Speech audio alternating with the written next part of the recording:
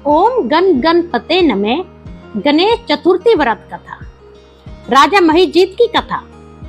पार्वती जी ने गणपति जी से पूछा, हे पुत्र, आषाढ़ कृष्ण चतुर्थी बहुत ही अच्छा फल देने वाली बताई गई है, तुम इसकी विधि बतलाइए। इस माह में गणेश जी का क्या नाम है और उनकी आराधना किस तरह करनी चाहिए? गणपति जी ने उत्तर दिया, हे माता, पहले समय में इसी बात को युधिष्ठिर जी ने पूछा था और श्री कृष्ण ने जो बतलाया था वह मैं आपको बतला रहा हूँ, आप ध्यान पूर्वक सुनिए। श्री कृष्ण ने कहा कि हे राजन, मैं गणेश जी की प्रिय और विघ्नों को नष्ट करने वाली कथा जिसका पुराण में वर्णन किया गया है उसे कह रहा हूँ, आप ध्यान पूर्वक सुनिए। हे युधिष्ठिर, आषाढ़ कृष्ण चतुर्थी के गणपति का नाम लंबोदर है, उनका पूजन पहले बताई विधि से करें। हे महाराज, द्वापर युग में महिष्मती नगर का राजा महिजीत था। वह बहुत ही प्रतापवान और पुण्यशील राजा था। वह पुत्र की तरह अपनी प्रजा का पालन करता था, लेकिन उसके संतान न होने के कारण उसे राजमहल का सुख अच्छा नहीं लगता था। वेदों में संतानहीन मनुष्य का जीवन निरर्थक माना गया है। यदि संतान रहित व्यक्ति अपने पितरगण को जलदान करता है तो वह इस जल को गर्म जल के रूप में ग्रहण करते हैं। उसी दुविधा में राजा का बहुत समय गुजर गया। उन्होंने पुत्र पाने के लिए बहुत से दान यज्ञ आदि कार्यों को किया, परंतु राजा के पुत्र पैदा नहीं हुआ। युवा अवस्था बीत गई और बुढ़ापा आ गया। इसके पश्चात राजा ने विद्वान ब्राह्मणों और प्रजा के लोगों से सलाह मशवरा किया। राजा ने कहा, ब्राह्मणों तथा प्रजा के लोगों, मैं संतानहीन हूँ, अब मेरी क्या गति होगी? मैंने समस्त जीवन कोई भी पाप कर्म नहीं किया, मैंने कभी अत्याचार से धन इकट्ठा नहीं किया, मैंने सर्वदा पुत्र की तरह प्रजा का पालन किया तथा धर्म पर चलते हुए ही राज्य किया। मैंने अपराधियों, चोर, डाकुओं को दंड दिया, गो ब्राह्मणों का भला सोचते हुए सभ्य पुरुषों का सम्मान किया। फिर भी हे श्रेष्ठ ब्राह्मणों, मेरे अब तक पुत्र न होने का क्या कारण है? विद्वान ब्राह्मणों ने कहा कि हे राजन, हम सब लोग ऐसा ही प्रयास करेंगे जिससे आपके कुल की वृद्धि हो। ऐसा कहकर वहां उपस्थित सब व्यक्ति कोई उपाय सोचने लगे। सारी प्रजा राजा की मनोकामना की प्राप्ति के लिए ब्राह्मणों के साथ वन में चली गई। वन में जाकर वे सब इधर उधर घूमने लगे। तभी उन लोगों को एक श्रेष्ठ मुनि के दर्शन हुए। वे मुनिराज भोजन रहित रहकर तपस्या में लीन थे। ब्रह्मा जी के समान वे आत्मा को जीते हुए, क्रोध को जीते हुए एक दिव्य पुरुष थे। उनका पवित्र नाम लोमस ऋषि था। प्रत्येक कल्प के अंत में उनका एक एक रोम गिरता था, उनका नाम लोमस ऋषि हो गया था। ऐसे तीनों कालों के जानने वाले महर्षि लोमस को उन्होंने देखा। सब लोग उनके पास गए।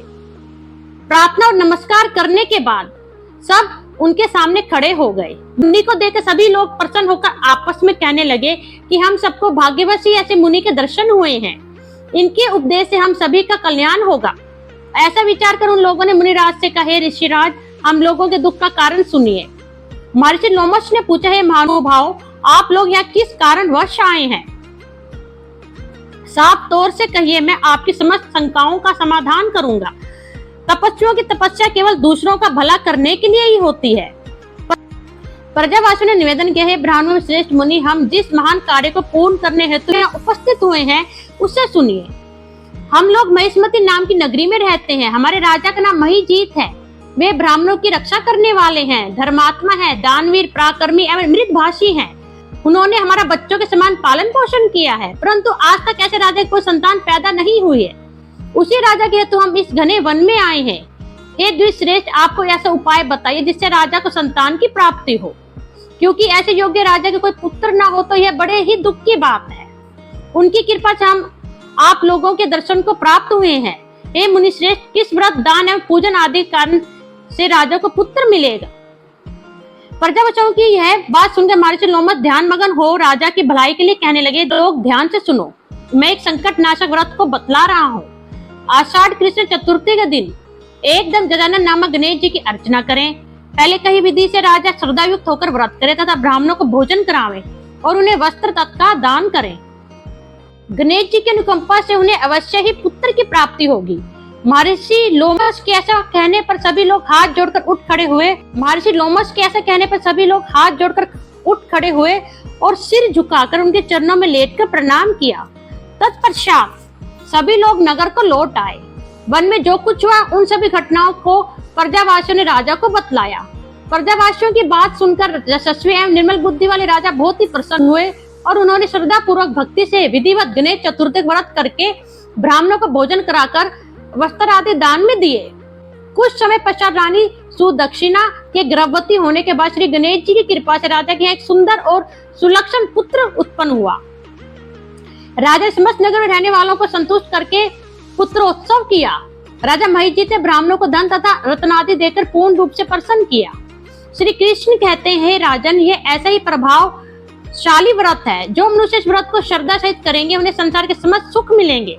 श्री कृष्ण कहते हैं, हे महाराज, आप इस व्रत को विधिपूर्वक कीजिए। श्री गणपति जी की कृपा से आपकी सभी मन की इच्छाएं पूर्ण होगी, आपके शत्रुओं का नाश होगा। जो स्त्री और पुरुष इस व्रत को करते हैं, वे चाहे ऋषि हो अथवा विद्वान हो, उन्हें निश्चय ही पुत्र की प्राप्ति होती है। जो व्यक्ति गणेश जी की व्रत कथाओं को सुनते हैं अथवा सुनाते हैं, उनके समस्त कार्य पूर्ण होते हैं। धन्यवाद।